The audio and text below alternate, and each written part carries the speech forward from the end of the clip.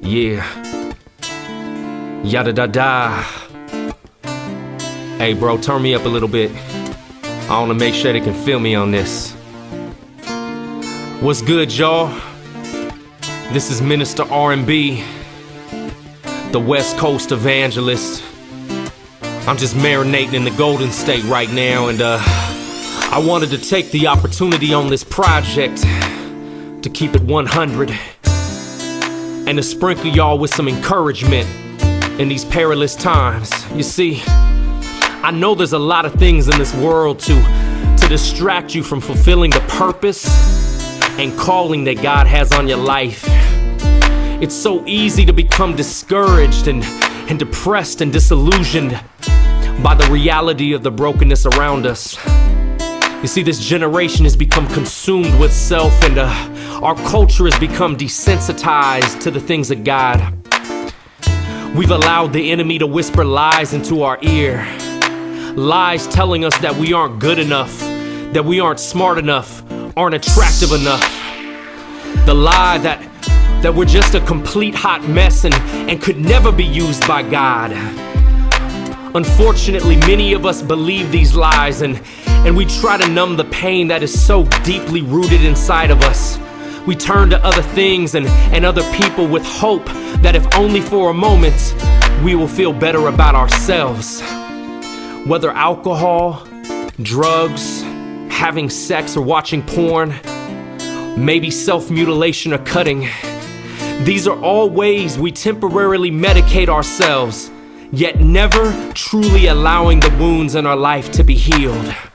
And this is why it's so important for us to allow God to renew our minds daily, like in Romans 12:2.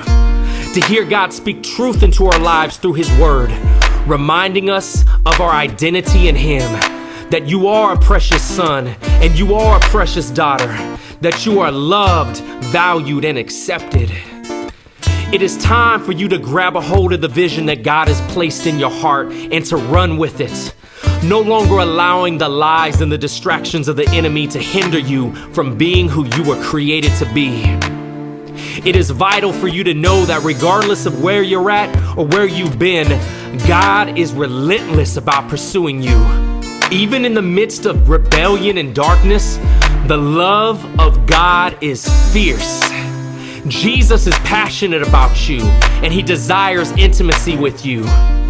God will continue to pursue you relentlessly. In the same way that God is relentless about pursuing you, may you be relentless in pursuing His face. May you be passionate about Him as He is passionate about you. And may that passion overflow into the lives of those around you. May it be contagious, spreading through your school campuses, through your workplace and through your homes, infecting your friends, infecting your family, infecting all those who you come into contact with.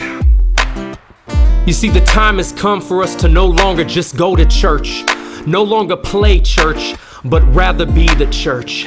My hope is that you would listen to this project and you would understand that you are not alone, that all of us are in the midst of the struggle. Each and every one of us is dealing with something, and that we all desperately are in need of a touch from Jesus.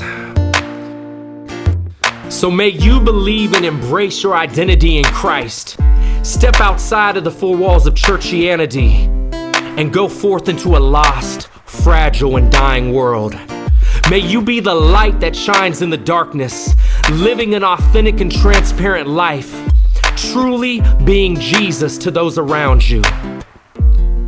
And finally, my brothers, finally, my sisters, may you love God with every fiber of your being, to the very depth of who you are. May you love God and love others as Jesus did. Love with no agenda.